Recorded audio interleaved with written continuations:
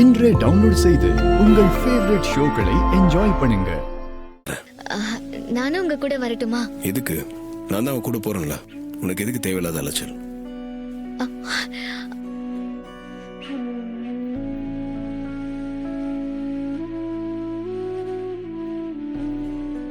என்ன இது புரியாம பேசிட்டு போறாரு? ஸ்வாதி பாட போயிட்டா நானும் இவரும் மட்டும் தான் தனியா இருப்போம். அப்படி தனியா இருக்கும்போது லவ்வ சொல்ல நல்ல சான்ஸ் கிடைக்கும். அப்ப டைம் பார்த்து சொல்லிடணும். அந்த சான்ஸ மிஸ் பண்ண கூடாதே.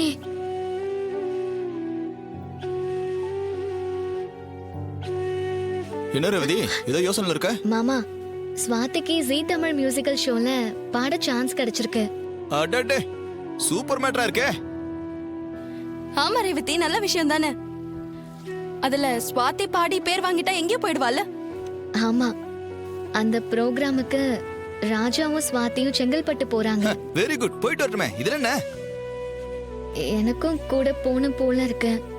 ஆனா அவர் என்னன்னா, நீ வீட்ல ரெஸ்ட் எடு, நான் போயிட்டு வரேன்னு சொல்லிட்டாரு. நீங்க தான் அவர்கிட்ட பேசி எனக்கு கூட அனுப்பி வைக்கணும். இவ்வளவுதானே மேட்ரு? நான் பேசி அனுப்பி வைக்கிறேன். இதுல என்ன இருக்கு? இதான் சகலே வந்துட்டாப்ல. வா வா. என்ன சகல, செங்கல்பட்டு புரியாம ரேவதி சொன்னா? ஆமாங்க, ஸ்வாதிக்கு ஒரு நல்ல வாய்ப்பு கிடைச்சிருக்கு. அதான் உடனே கிளம்புறோம். ஆமா அது சரி, கூட ரேவதியும் வரேன்னு சொன்னாலாமே, கூட்டிட்டு போயப்பா. இல்ல, அவ எதுக்கு அலையணும்னு யோசிச்சேன். இதுல என்ன அலைச்சல் இருக்கு? உங்க கூட அவ்வளவு வந்தா நல்லது தானே. ஜாலியா அப்படியே பேசிட்டு போலாம்ல. ஆமா சகல, செங்கல்பட்டு சரௌண்டிங்கே அப்படியே சுத்தி பார்த்துட்டு வந்துடலாம்ல. இங்கே ரேவதி இருந்தா போர் அடிக்கும்ல. இதுல என்னங்க இருக்கு? எனக்கு ஒரு பிரச்சனையும் இல்ல. ரேவதி, நீ போய் உன் திங்ஸ் எல்லாம் பேக் பண்ணிக்க. போ ட்ரெஸ் எல்லாம் பேக் பண்ணு.